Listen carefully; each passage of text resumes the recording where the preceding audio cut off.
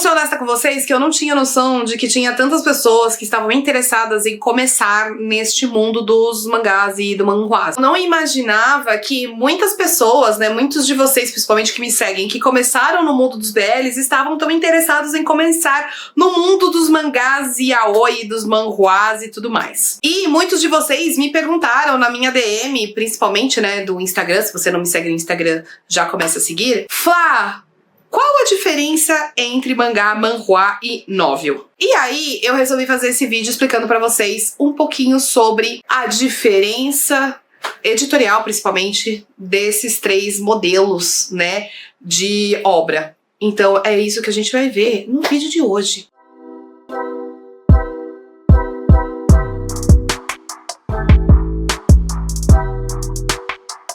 Antes de a gente começar esse vídeo, já se inscreve no canal se você ainda não é inscrito. Deixa aqui nos comentários se você é fissurado em mangás, né, um otaku que nem eu, ou se você nunca ouviu falar, ou se você já ouviu falar, mas nunca pegou na mão. Sabe aquele negócio de pegar na mão, de ter, de ler? Estou totalmente pronta para te viciar nesta outra mídia, como eu fiz com BLs. Me siga nas minhas outras redes sociais, porque eu vou fazer review específico de cada obra que eu ler a partir de agora, tá? Já que eu vi que vocês têm tanto interesse em mangás. Vamos começar então falando um pouco sobre mangá. Aqui está ele. Inclusive esse daqui, que é o 10 coisas para se fazer antes dos 40, eu falei mais dele lá no meu Instagram, o vídeo já tá lá, se eu não me engano, dependendo, obviamente, do dia que você for assistir este vídeo aqui, mas eu falei um pouquinho mais da história, do que eu achei e tudo mais, então tá lá, tá? Hoje eu vou trazer só a parte mais estética, mais do design mesmo gráfico em relação ao mangá. Mangá é uma obra japonesa. Assim, existem algumas características específicas relacionadas ao mangá que deixa ela um pouquinho mais complexa, não mais complexa, mas menos acessível, digamos assim. Mas é algo também que uma vez que você pegou o jeito, minha filha, vai, e você fica viciada que nem as outras coisas que você tá acostumada na sua vida, tá bom? Então vamos lá, características físicas. Ele é menor do que o manhwa. Ele normalmente é de um tamanho A5, vai. Por exemplo, esse é um exemplo de manhwa. Mangás normalmente são menores. Esse mangá aqui, ele ainda é uma tiragem um pouco maior que a convencional. Eu tenho mangás menores que eles são ainda, tá vendo? Ainda menorzinhos. Esse daqui deve ser do tamanho de um A5. E eles têm menos elementos gráficos do que um manhwa, o que, às vezes, né, não sempre. Mas isso acaba deixando ele com um custo um pouco mais baixo também, ou seja, ele é mais barato do que um manhwa na maioria das vezes, não sempre, tá? Antes que o pessoal me xingue. Então, na maioria das vezes ele é um pouco mais barato. E isso se deve a várias características. Por exemplo, a capa normalmente ela é mais grossinha assim, de um papel cartonado um pouco mais grossinho. Não é sempre assim, as capas mudam. Eu vou mostrar outro exemplo de capa que pra mim é a melhor capa que tem em mangá. Mas esse exemplo aqui, que é o mais tradicional, ele tem essa capa mais cartonadinha, não é tão grossa, mas ela não é também uma folha de papel. E o interior dele é esse papel offset e ele é preto e branco. E o fato dele ser, em sua grande maioria, preto e branco, isso também, acredito que isso deixa o custo dele um pouco mais acessível. Por isso que ele é um pouco mais barato que o manhwa. Uma característica que é aquela característica que eu falei pra vocês que deixa o mangá menos acessível apesar do preço, é a ordem de leitura. Ele vai acompanhar a ordem de leitura oriental japonesa, ou seja, de trás pra frente, tá bom? Então você vai ler ele de trás pra frente, de cima pra baixo, só que da direita pra esquerda. Complexo. Normalmente, a última folha, que seria teoricamente a primeira, se a gente fosse ler ele da maneira convencional, ele apresenta aqui, ó, uma mensagenzinha de pare, você está começando do lado errado, né? Você tem que começar do contrário. E aqui ele faz um pequeno esquema da ordem de leitura.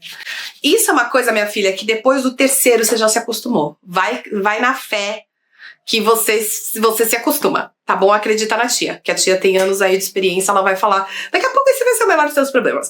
O maior dos seus problemas vai ser dinheiro pra você comprar todos, tá? Mas até lá, o negócio de ler é o menor dos seus desafios, tá bom? Mas, de modo geral, é isso que acontece. Outra coisa que deixa os mangás mais caros é que eles normalmente têm vários volumes.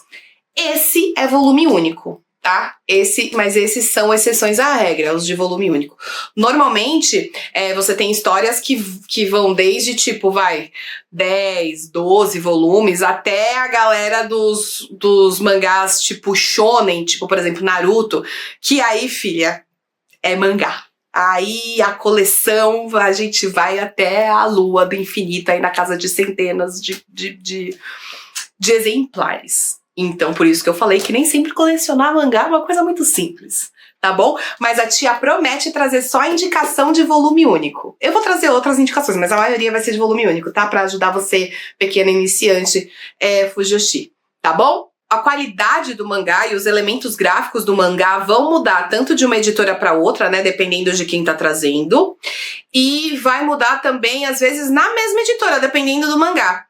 Então, tem mangás que eu gosto mais e mangás que eu gosto menos, tá? Um exemplo de um mangá que eu acho que é o mais bonito dos que eu tenho até agora aqui na minha coleção, que eu achei todos os elementos muito bonitos. Do Kyusei. Ele é uma série, é um mangá BL maravilhoso, são 6 exemplares e eu acho que a qualidade disso aqui está maravilhosa. Isso, quem distribui eles é a JBC e, enfim, eles têm vários elementos gráficos que são incríveis. Você tem essa arte aquarelada, muito bonita, né? E a direção de arte dele foi muito bem feita. Então você tem orelha, que é uma coisa que não tem no outro.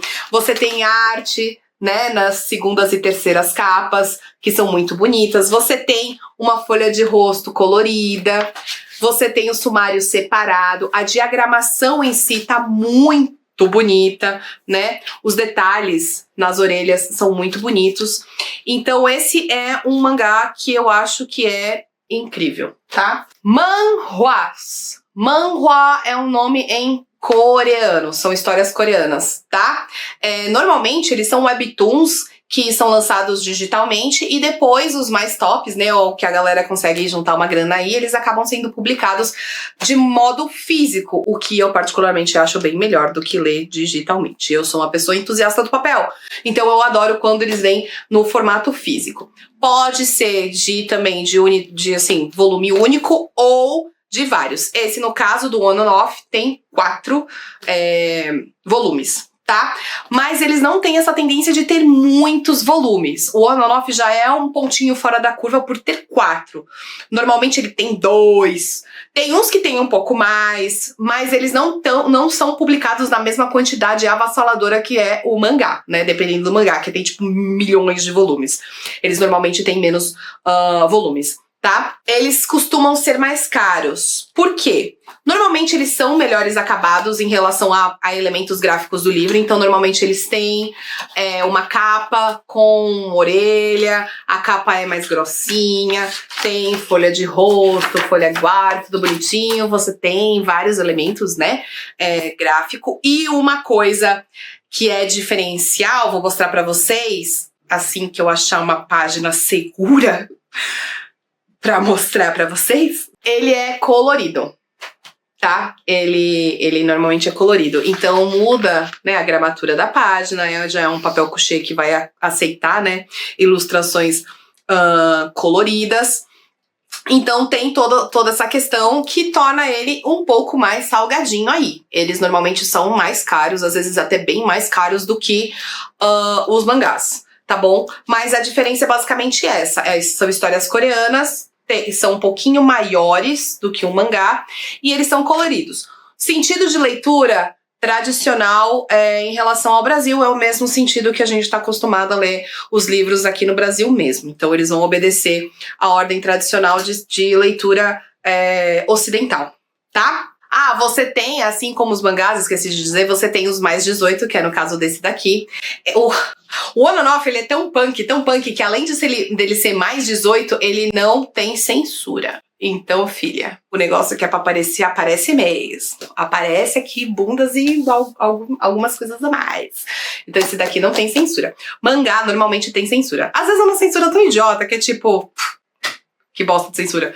Mas tem. E é em preto e branco. Aqui você tem o sem censura e colorido, amor. Essa daqui você vai a lugares, tá? Mas é esse caso. Você tem novels e enfim, mangás e manhwas que eles são, tipo, 16 anos, 15 anos, que aí é a versão light, né? A versão amor romântico. Por último, novel, tá? Esse aqui é um exemplo de novel, a minha edição do Semantic Care, distribuída pela New Pop. Esse daqui também é pela New Pop. Então, tipo, a New Pop, por exemplo, ela traz mangá, ela traz manhwa e ela traz novel. Uma novel, segundo vocabulário japonês, que foi o que eu achei melhor e mais bem explicado, uma novel seria o que a gente chama de livro infanto-juvenil. São aqueles livros, né, que a narrativa é mais simples e o público é mais jovem. Então, é como se, tipo, uma novel aqui no Brasil, por exemplo, Crepúsculo seria uma novel, Dom Casmurro é um romance. Você entendeu?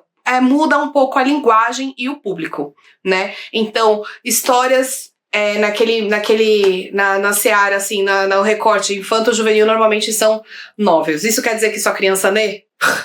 Com certeza não, até porque Semantic Care, se eu não me engano, a classificação é maior de 18. Ai, Flá, mas no drama não tinha.